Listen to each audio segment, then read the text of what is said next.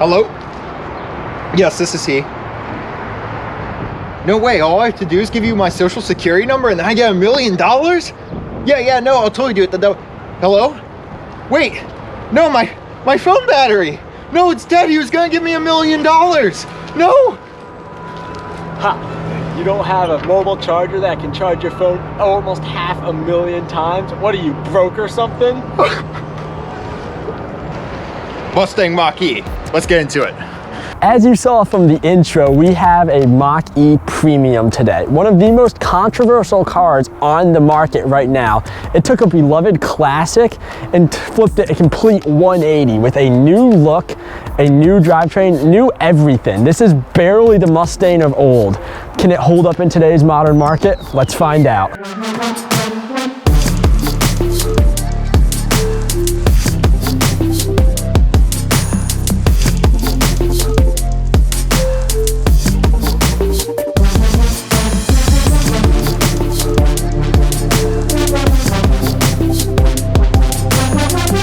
Let's start by talking about some of the technology in this car, and there is a lot. Let's start with this absolutely massive center screen. It is ginormous, and it has this really cool knob in it to help you control it. We're gonna take a deeper dive right now. Now, just so you know, this system, a lot of it can be controlled with your phone. So you can create a driver profile on your phone, and your phone can act as your key. You can control the windows on the cars. You can open the trunk. You can do all sorts of stuff. Even you can start the car, get the climate ready, which is a really great feature. And your driver profile actually syncs into here. So you can see right now there is a guest profile, but if you know, for example, if I set up a profile on my phone, when I got in, it would know Jake is driving, and it would set my seat to my appropriate memory setting, and it would, get all my radio presets right and everything. So that is a really nice feature. Continuing to look through the home screen, if you hit your Mustang here, it will bring up all the different features of the car. You have your drive modes right here. Now, of course, engage, whisper, unbridled, they kind of have your quiet mode, your sport mode, and your really performance-oriented mode. And of course, they have cheesy descriptions, but unbridled might be my favorite. Exhilarating drive, machine and road align as one. That might be the cheesiest thing I've read all week, but still, it's fun. This is absolutely a fun car. You have this lock right here. You can lock your charge port so that those darn kids don't go ripping out the electric cord and stop charging your new Mach-E.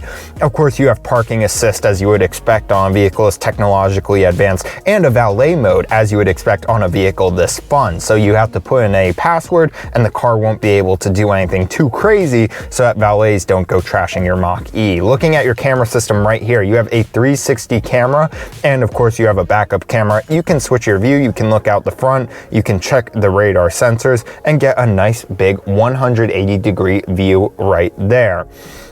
Now, if we go to the home screen again, you hit that X, you can see that you have these nice little cards that you can drag up. So this right here is the navigation card, and now you can see that we have our new Ford navigation right here. It will route you through charge points as you are going on a drive to make sure you do not run out of range. This card system is very similar to what we've seen on the new 2021 F-150 with the 12-inch screen, but you can see I can put up our trip information right there. It can be a little slow sometimes, but generally it's pretty responsive. This is a really great screen. You can see where your energy is going, and it will rate your driving. So far, this car has only really done parking lot driving, so it's gone very high speeds, but you can see, where your energy is going, if it's going to phone charges or if it's going to air conditioning or towards driving. So this whole system is, I'm not going to say it's easy to use. However, it is intuitive, and given enough time owning this car, you will understand it and it will definitely serve you well. One thing we just noticed is with this little button, it's also your volume button, and it's a really great integration of this physical dial into the screen. Colin had a neat little idea. If you could print off a donut sticker, you could make this like a little donut, or you could maybe print off a pool floaty sticker or something and make this look like a little pool tube. You could do something fun with that. Looking at your second screen right here, you can see that you have, it's sort of a small rectangle. I really like the addition of this screen. I think Tesla is missing a screen like this. It's nice, it has your speed right there along with your mileage, how far you have to go on your destination, and when you will, and how much charge you have. Right now it also has the sensors pulled up, and you can see that it has, you know, a compass direction, what gear you're in, really useful information there. Now, you see those flashing red dots. You actually cannot see those in person. The camera just picks those up because those are infrared lights. Those are cameras watching you, and that's part of the Active Prep 2.0 package. In the future, when this vehicle has some form of potentially hands-free driving, similar to Cadillac Super Cruise, delivered via an over-the-air update, this camera will watch your eyes and it will tell on you. It will tattle to Ford if you're on your phone while the car is self-driving. So that's why that's there, so to enable potential future hands-free driving. Really cool features throughout this vehicle. Let's talk about the front of the Mach-E here. You do have this nice gray grille cover which matches the body paint, as well as having the black Mustang badge on it. Of course, this is an electric vehicle. There is no need for a front grille, so they give it this covering to give it a really sleek look. You do have your headlights here, which are designed to mimic the taillights of the Mustang. This is a very cool design choice, which gives it the nice, sleek, modern look. Moving into the frunk, you have about 5 cubic feet of storage space, which is compartmentalized using these little plastic dividers. It doesn't appear to be removable from here, but I'm assuming you could probably figure something out to remove these. You do have the latch to release someone from inside if you somehow manage to stuff somebody into 5 cubic feet of storage space. Of course, to shut the frunk, you do need to use a pretty jarring amount of power. You'd think it's just a nice, soft close, but you do have to really slam it. It didn't shut. Now, before I try again, you can drain this front area to use it as a cooler. Now, for round 2. Moving on to the side of the Mach-E, this looks honestly incredible. It looks so much better in person than it did in the videos. Seeing it myself, it just has such a sleek and modern look. You have these nice 19-inch aluminum wheels with the pockets painted black, which matches the black exterior colors down here on the trim, as well as up here on the roof line, which is not just to make the vehicle look good, it also gives you more headroom. Of course, these mirrors are power folding, so when you unlock and turn the car on, they will fold out for you. Of course, these doors are very cool, so they are going to get their own clip, as well as the charging port. For charging the Mach-E, in the level 1 setup, you can charge about 4 miles per hour. If you're thinking about what a level 1 setup is, that'd just be your standard home outlet. A level 2 setup will get you about 30 miles per hour of charging, which is something a bit more special that you'd probably have to get installed. If you want to charge it even faster, it can charge to about 80% capacity in 45 minutes with a DC supercharger, which is something like your infrastructure, a major charger outside. And of course, Ford does plan to install their own networks of chargers to make this faster, kind of like what Tesla is doing.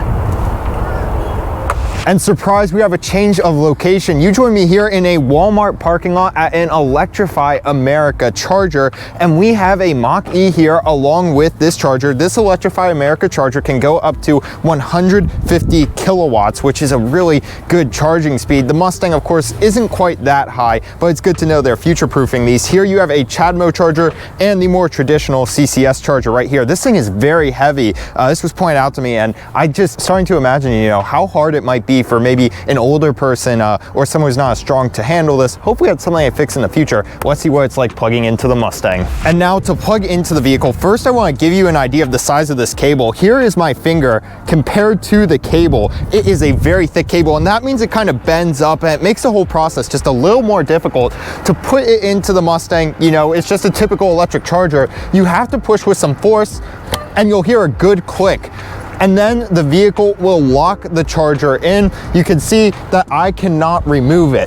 To unlock it, there's just that little button that we saw earlier, and you push the button on the charger and out it comes. Now, those of you who have a keen eye might notice that this is a different color Mustang than the one we were just reviewing. Keep an eye out next week for a video about this one.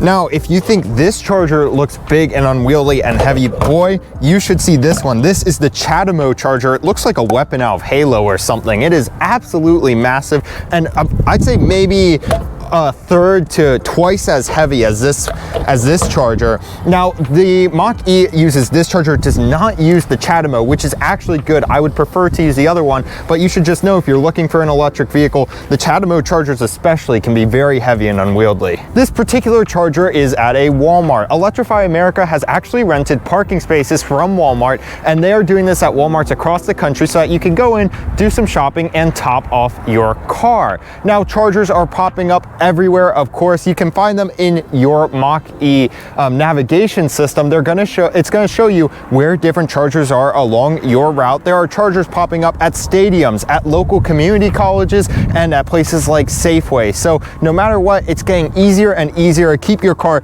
topped off. That range anxiety should be reduced. Moving on to the door, the main reason they wanted to do this is for aerodynamics. It obviously gives the side of the vehicle a far more sleek profile. It's also a very modern look that you haven't seen a lot of vehicles do yet, so it's very cool in that regard. To open it, you press this button and it'll pop the door open with a little kickstand to make sure you don't smush your fingers in there. Then you can just grab the handle to pull it open. Of course, the rear door is the same, except it doesn't have the little handle. You just press the button and then stick your fingers in to pull it open. Of course, in Ford fashion, they still have their little keypad right here, which will disappear after a while. Moving on to the back of the Mach-E, of course, you're gonna have your Mustang badge in front and center. And you also have your 3-bar taillights, which carry over from the other Mustangs. And they do still look really good on this wider rear profile. You also have this ledge up here, kind of as it slopes down, which is reminiscent of either the Lamborghini Urus or some Jaguars also have this ledge. Really nice modern look. Opening the back, you can double tap the key to open it. This will give you the storage space, which is not something you'd usually equate with the Mustang, but this is a new generation of Mustang. So you're gonna get about 30 cubic feet of storage space with these seats up. Now, you can put them down, but you cannot do it from back here, which is a bit of an annoyance, but this is a Mustang, still a really cool vehicle. If you are to put those down, it's gonna give you about 59 cubic feet of storage space. On the Mach-E we have today, we do have the extended battery, which costs about $5,000 to get you 88 kilowatt hours.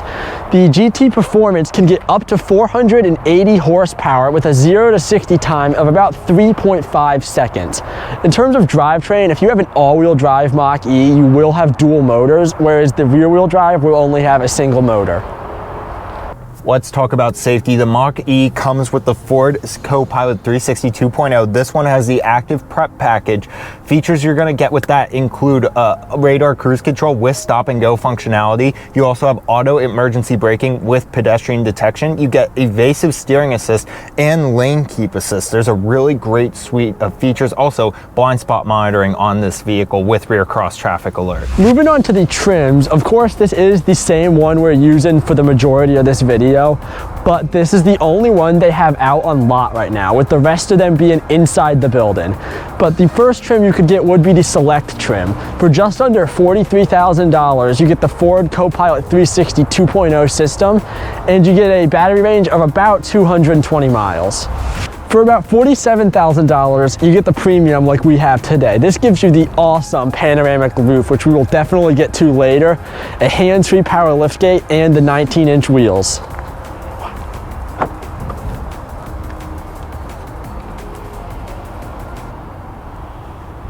For just under $50,000, you do get the California Route 1.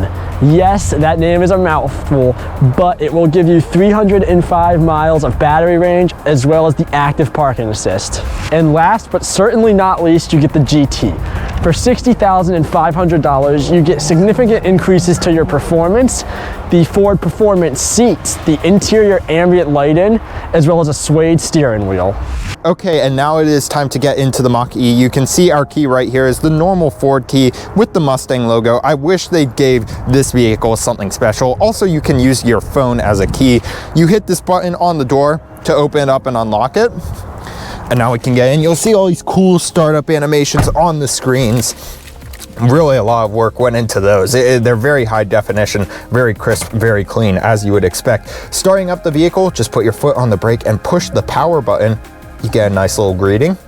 Looking around, the choice of materials here is absolutely exquisite. You have this great cloth material up here that helps break up the leather in the vehicle. You also have some carbon fiber touches that work nicely with this long vent that goes down the dashboard. It really gives a unique and good combination of not only textures, but also look and design. It helps make this interior feel like something special. Old Ford interiors used to just be gray slabs of plastic. No more. There's lots of indentation, protrusions, differences within the materials that makes for a really neat look. I would like to see maybe some more metal use throughout this interior, or like a brushed aluminum. That could look really good. Like maybe instead of some of the fake carbon fiber over here on your door, something like that could give this interior just a little more pop. But the GT probably solves that problem with the ambient lighting. You have nice white contrast stitching. Everything here looks and feels like really high quality. Nothing's shaking, nothing's creaking. Really high quality stuff from Ford right here. Your screen is mounted as nicely as it possibly can be.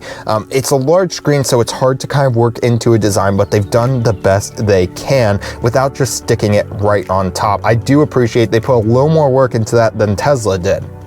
And all of your information is just easy to see. I can easily see that the car tells me that the battery is on a low percentage, just like how YouTube tells us that a low percentage of you watching this video are subscribed. So be sure to subscribe if you're liking this video, everyone. All right, let's take a closer look at this interior.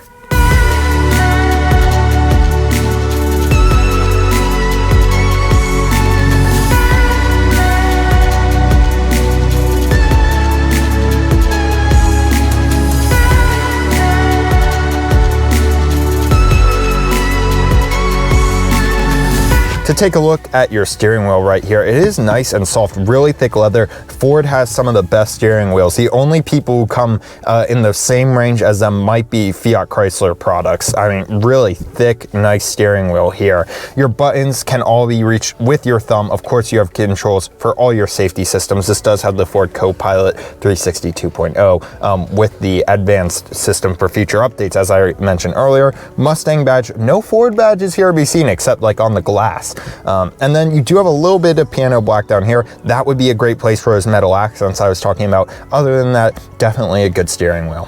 Now let's talk about the seats. They are very comfortable, I'm happy to report. They're very nice looking, they are heated, and as I'm saying here, they're just really soft. It's a really high quality leather. It feels thick, not like the thin, cheap leather that some Ford products used to use. This one feels very, very high quality. I'm happy to report the seats are very comfortable and they have power adjustment, which of course you'd expect at this price point.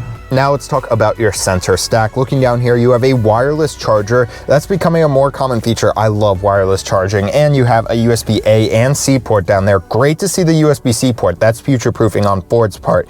Little divider to keep your phone apart from any change or whatever you have there. 2 cup holders with the little nubs that hold your drink in place. I love the little nubs.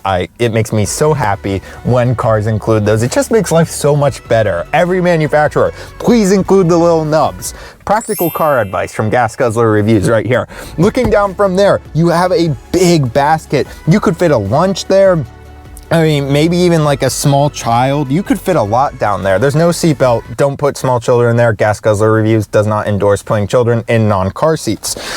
Looking from there, you have your gear selector along with all your parking tools, so you can use this and the car will park itself nice and easy.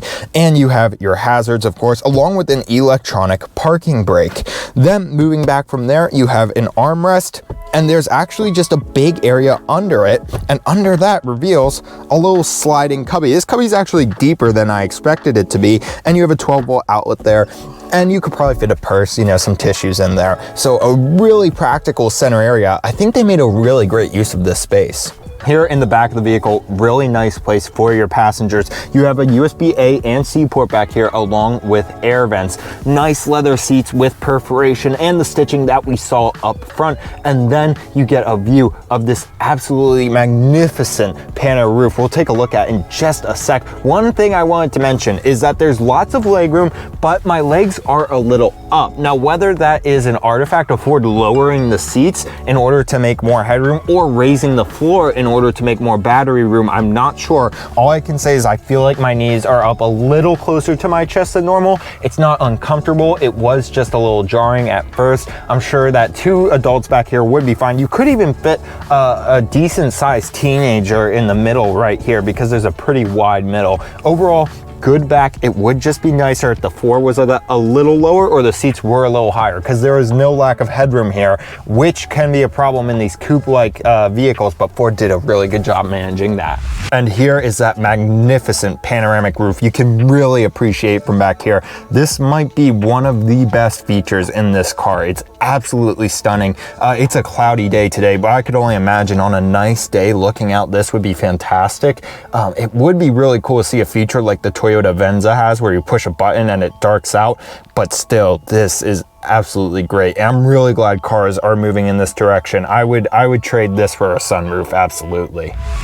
This is one of my favorite cars we have ever reviewed, and that's coming from someone who thought they were a Mustang purist and a big fan of the original one, was very skeptical of this one. It has completely changed my view. The technology is great. The build quality in here is great. All the features are very useful. Nothing feels like it's in there just to be a gimmick, except maybe the doors, but everything in here is useful. You can definitely fit 5 adults in here and go for a road trip for a long distance. You can go 300 miles before you need to stop and recharge. A lot of thought went into this vehicle, and Ford had a lot bet on this, and you know what? I think they made it work. I really hope this sells well for them.